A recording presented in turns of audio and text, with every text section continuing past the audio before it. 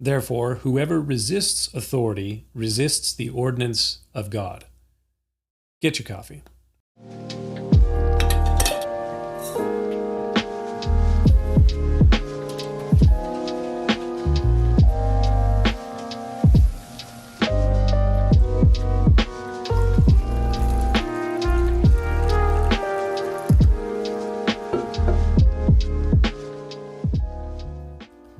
Let every soul be subject to the governing authorities.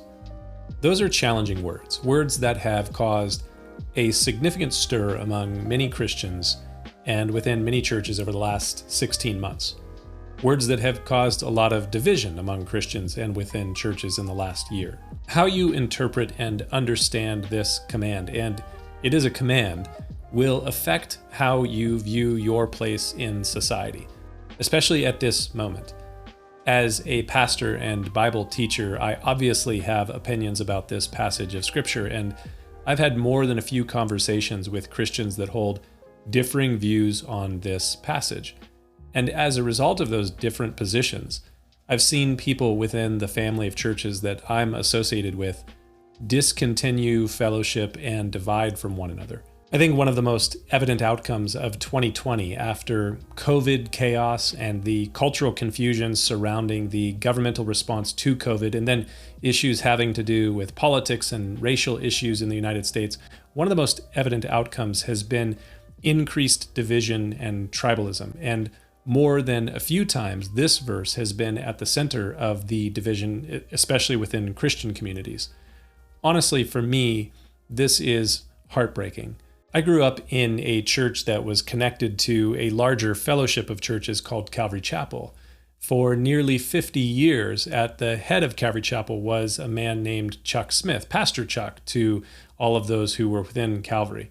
Pastor Chuck died in 2013, and just as many of us expected, Calvary eventually split after Chuck's death along really already established fault lines.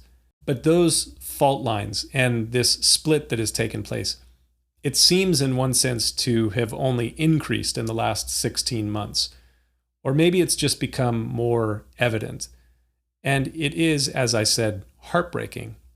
It is hard to watch people divide from one another. And what I've witnessed within this relatively small gathering of churches is really just a microcosm of what is happening in our larger culture. Division is the most evident outcome of 2020.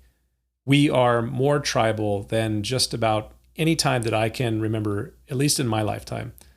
And everything in our culture seems to be amplifying this division and tribalism. The news media amplifies it, social media amplifies it. The division and tribalism seem to be increasing, and it has found its way into the church in a huge way. What is the answer?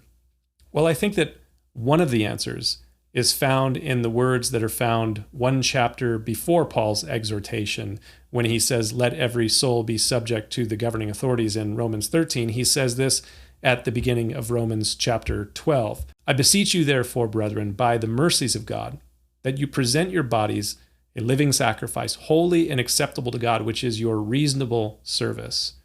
And do not be conformed to this world, but be transformed by the renewing of your mind, that you may prove what is that good and acceptable and perfect will of God. When we divide from one another and become increasingly tribalistic in our thinking within the church, we are not expressing Christ-likeness. We are expressing carnality and conformity to the way of this fallen tribalistic world.